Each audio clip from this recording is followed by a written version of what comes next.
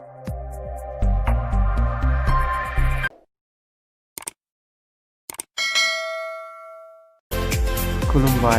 आरोबाव आंनि मोनसे गोदान भिडिअजों आं दा सिलिगुरि टाउनाव दङ। दार्जिलिंआव थांनो थाखाय बाइक मोनसे रेन्टआव लादोंमोन, स' बेखौनो लायनो थांगासिनो।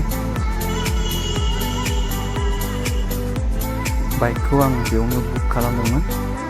बुलेटआ पार डे 1000 खरि चार्ज खालामो आरो स्कुटिफ्रा 600 पार डे।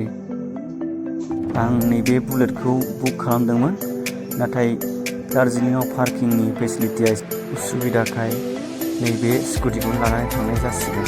स' भिडिअखौ नायलांदो, आसा खालामो नोंथांमोना मोजां मोनगोन। आंनि जार्निया नैबेनिफ्राय स्टार्ट जाबाय, स' नायलांदो।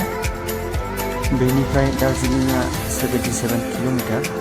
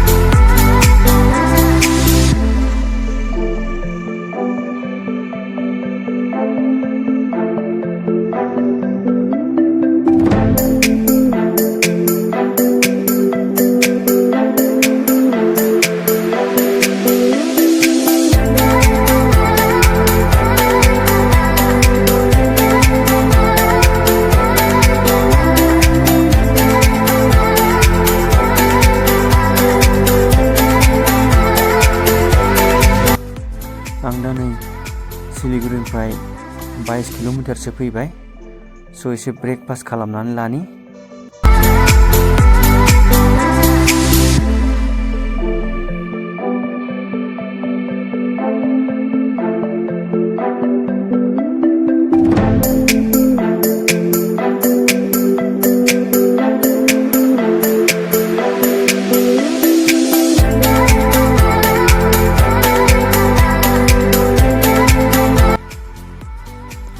बै नुहुरनाया तिनदारिया टाउन। बियो टय ट्रेननि लामा। बियो बिदिनो लामा सेर सेर दार्जिलिंसिम थांफाबाय थायो।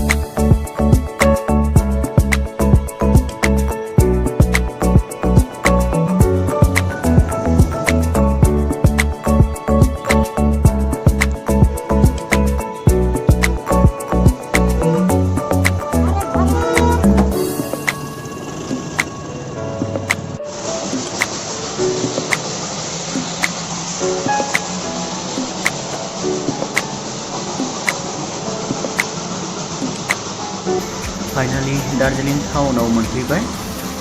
आं दा हटेलाव थांनोसै। स' नैबेनो हटेला, हटेल पलिनिया। भिडिअखौ आं एसेयावनो दोनथ'नाय जाबाय। आंनि नेक्स्ट भिडिअआ जागोन दार्जिलिंनि माखासे साइट सिनफोर। स' भिडिअखौ आं एसेयावनो दोनथ'नाय जाबाय। आसा खालामो नेक्स्ट भिडिअआव लोगो मोनगोन। गोजोननाय थाबाय आंनि भिडिअखौ नायनायनि थाखाय।